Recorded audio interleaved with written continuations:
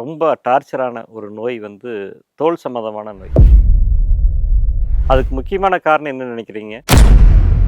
ரத்தத்தில கழிவுகள் அதிகமாகிற போது அதனுடைய கழிவுகள் வந்து தோல் மூலியமா தான் வெளிய வர ஆரம்பிக்கும். வில்வப்பழ ஜூஸ் ரத்தத்தை மிக சுத்தம் பண்ணக்கூடிய ஒரு மிகப்பெரிய அருமருந்து. சித்தர்கள் என்ன சொல்லுவாங்கன்னா, வில்வம் இல்லாத மருத்துவம் முழுமையடையாதுன்னு சொல்லுவாங்க.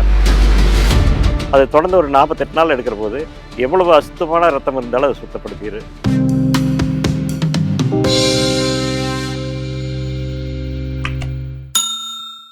அருட்பெருஞ்சோதி அருட்பெருஞ்சோதி தனிப்பெருங்கருணை அருட்பெருஞ்சோதி. ஜெகநாதன் பேசுகிறேன். இப்போது உணவே மருந்துங்கிற முறையில் நம்ம நிறைய நோயை சரிப்படுத்துறதுக்கான ஆலோசனையை அப்பப்போ சொல்லிட்டு இருக்கிறோம். அதில் ரொம்ப டார்ச்சரான ஒரு நோய் வந்து தோல் சம்மந்தமான நோய். உள்ளுக்குள்ளே எவ்வளோ நோய் இருந்தால் கூட வெளியே காட்டிக்க முடியாது, அல்லங்க அதை சமாளிச்சுக்கலாம். ஆனால் தோல் சம்மந்தமான நோய்கள் வந்துட்டால் வெளியே நாலு பேர்த்துக்குள்ளே போகிறக்கோ அல்லது நம்ம துணி போடுற போதே ஏற்பட்ட சிரமங்கள் வந்து ரொம்ப அதிகம். அதுக்கு முக்கியமான காரணம் என்ன நினைக்கிறீங்க? ரத்தம் கெட்டு போகிறது தான் முக்கியமான காரணம். கழிவுகள் ரத்தத்தில் அதிகமாக சேருதோ அந்த கழிவுகள் வந்து நம்ம ஒன்று சிறுநீர் மூலமாக கழிப்போம், அல்லது மலத்தில் வருங்க, அல்லது சளியாக வரும், தோல் மூலியமாக வரும். இந்த தோல் மூலியமாக வர்றதில் வரும்போது தான் இந்த பிரச்சனை ஆரம்பிக்குது. தோல் மூலியமாக கழிவுகள் ஏறும்போது அந்த தோல் தாங்கிறது, தோல் ரொம்ப மென்மையானது. அது நம்ம வெளியிருந்து வரக்கூடிய வெப்பத்தை தாங்கி ஒரு கோட்டிங் கொடுக்குறக்காக அந்த தோல் உருவாகி இருக்குது. வெளியே சுயதோஷம் சிலையே உள்ளே எடுத்துக்காத பார்த்துக்கிறக்க ஒரு பாதுகாப்பு கவசம் தான் இந்த தோல்.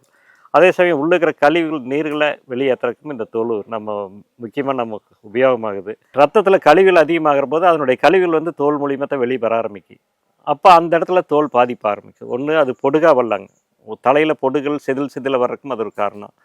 அல்லது சொரியாசிஸ்ன்னு சொல்லுவாங்க. ஏதாவது ஒரு நோய் பேரை வந்து ஏதோ ஒரு பேர் சொல்லிகிட்டே இருப்பாங்க. அது சொரியாசிஸ் ஒன்றும், பைல்ஸாக வரும், பிஸ்டுலாக வருங்க. மலச்சிக்கலில் வரக்கூடிய பிரச்சனைகளும் அந்த கழிவுகள் வெளியேறாத ஒரு முக்கிய காரணம். ரத்தத்தில் எப்போ கழிவுகள் சேருதோ அப்போ இந்த பிரச்சனைகள்லாம் வர ஆரம்பிச்சிடும். முதல்ல ரத்தத்தை சுத்தம் பண்ணுறதுக்கு உணவே மருந்தில் நம்ம என்னென்ன செய்யலாம், உணவுகளை எந்தெந்த முறையில் எடுத்து அதை ரத்தத்தை சுத்தம் பண்ணிக்கலாம்னா கழிவுகள் எடுக்கிற உணவுகளை நிறுத்திடணும். கழிவுகள் எப்படி சேரும் அப்படின்னா, ஒன்று சாப்பிட பசி இல்லாதையே சாப்பிட்றது, அல்லது அசைவ உணவுகள் எடுத்துக்கிறது, மோசமான எண்ணெயில் சேர்த்தக்கூடிய உணவுகள் தின்பண்டங்கள் எடுக்கிறது, அதிகமாக மருந்தடித்த கெமிக்கல் உள்ள உணவுகள் எடுத்துக்கிறது, இது எல்லாமே நம்மளுக்கு ரத்தத்தில் டாக்ஸின் அதிகப்படுத்துறதுக்கான வாய்ப்பு உள்ளது. அப்போ அதெல்லாம் பார்த்து முதல் குறைச்சிடணும். ரெண்டாவது வெளியேறதுக்கு அந்த தோலை நம்ம சுத்தமாக வச்சுக்கணும். அதுக்கு ஒரு 15 நாளைக்கு ஒருக்கா நம்ம புத்துமண்ணில் ஒரு குளியல் போட்டுள்ளாங்க. 15 நாளைக்கு ஒருக்கா வாரம் ஒருக்கா குளியல் போட்டுள்ளாங்க. அது தோல் சுத்தமாக வச்சு அந்த கழிவுகளை வெளியேறதுக்கு ஒரு வாய்ப்பு அமைச்சு கொடுக்கு. அருகம்புல் சாருங்க, காலையில் நம்ம பல் விளக்கிட்டு அருகம்புல் சாறு ஒரு டம்ளர் குடிச்சிட்டு வந்தால் ரத்தத்தை சுத்தம் பண்ணிடுங்க. அதே மாதிரி பச்சை காய்கறி சேலட் எடுத்துகிட்டு வந்தாலுமே ரத்தத்தை சுத்தம் பண்ணு.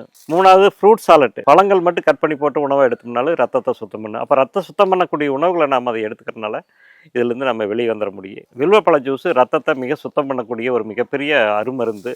இந்த வில்வ மரங்க, இந்த வில்வ மரம் என்னென்னு சிவனுடைய ஒரு முக்கியமான, நம்ம தேசத்தில் அதை நம்ம தெய்வமாக வணங்குறோம். என்ன காரணம்னாங்க, இது அவ்வளோ தூரம் உடம்பு நல்லா வச்சுக்குங்க. சித்தர்கள் என்ன சொல்லுவாங்கன்னா, வில்வம் இல்லாத மருத்துவம் முழுமையடையாதுன்னு சொல்லுவாங்க. அதில் இந்த தோல் சம்பந்தமான பிரச்சனைக்கு நம்ம இந்த வில்வத்தை வந்து உள்ளே கொடுக்கலாம். காலையில் 1/4 டம்ளர் ஜூஸு 3/4 டம்ளர் தண்ணி கலந்து நம்ம காலையில் வெறும் வயிற்றில் கொடுக்கலாம். அல்லது உள்ள ரத்தம் சுத்தம் பண்ணுறதுக்குன்னா சஞ்சீவினி பொடின்னு இருக்குங்க, சஞ்சீவினி பொடி இருக்குது. அந்த சஞ்சீவினி பொடியை காலையில் வெறும் வயிற்றில் 1 ஸ்பூன் போட்டு 2 டம்ளர் தண்ணி 1 டம்ளராக சுண்ட வச்சு வடித்து குடிக்கிறதுனால ரத்தத்தை சுத்தம் பண்ணக்கூடிய வாய்ப்பு இருக்குது. அது தொடர்ந்து ஒரு 48 நாள் எடுக்கிற போது எவ்வளவு அசுத்தமான ரத்தம் இருந்தாலும் அதை சுத்தப்படுத்திடு. அதே சமயம் சஞ்சீவினி ஆயில், மேல் பூச்சிக்காக நம்ம சஞ்சீவினி ஆயில் உபயோகப்படுத்துகிறோம். அப்போ அந்த தோல் இருக்கிற புண்ணுகள் மறைய ஆரம்பிச்சிருங்க. என்ன காரணங்க, அந்த உள்ளே வர்றபோது நம்ம உள்ளே இருக்கிறது மட்டும் மேலே மட்டும் நம்ம சரிப்படுத்தாத உள்பக்கத்துலேயும் நம்ம சரிப்படுத்துறதுக்கு அந்த சஞ்சீவினி பொடி கண்டிப்பாக அவசியம் தேவைங்க. நீங்கள் சோப்புக்கு எல்லாம் குளியல் பொடி யூஸ் பண்ணி பாருங்கள். கோயிலில் வந்து சிற்பத்துக்கு நம்ம கோயில் சாமிக்கு என்ன அவசிய பூசை பண்ணுறோமோ அதனுடைய பொருட்கள் போட்டு நம்ம செஞ்சுருக்கிறோம். அது உடம்புனுடைய தன்மை நல்லா மாற்று, தோலினுடைய மாய்ச்சரை மாற்று, உள்ள ஹீட்டு போகாது உள்ள பார்த்துக்கு, கழிவுகள் வெளியேற்றுறதுக்கான துவாரங்களை வழியை நல்லா ஓப்பன் பண்ணி கொடுக்கு. இந்த குளியல் பொடியும் அவங்க தொடர்ந்து யூஸ் பண்ணுற போது அந்த நம்ம சொரியாசிலேருந்து வெளியே வந்துட முடியும். சொரியாசிஸ்க்கு முக்கியமாக நாம் இது வரைக்கும் பார்த்தது சஞ்சீவினி பொடி, சஞ்சீவினி ஆயில், குளியல் பொடி, வில்வப்பழ ஜூஸ், இது ரொம்ப முக்கியங்க. இதை வச்சு நம்ம எவ்வளோ தோல் வியாதி இருந்தாலும் நம்ம சரிப்படுத்திக்க முடியும். அதுக்கான வாய்ப்பு இருக்குதுங்க. அதை அந்த அவேர்னஸ் எடுத்துகிட்டு நீங்கள் செஞ்சீங்கன்னா கண்டிப்பாக அது வெளியே வந்துடலாம். ஆலோசனைக்கு கண்டிப்பாக கூப்பிடுங்க. நன்றி, வணக்கம்.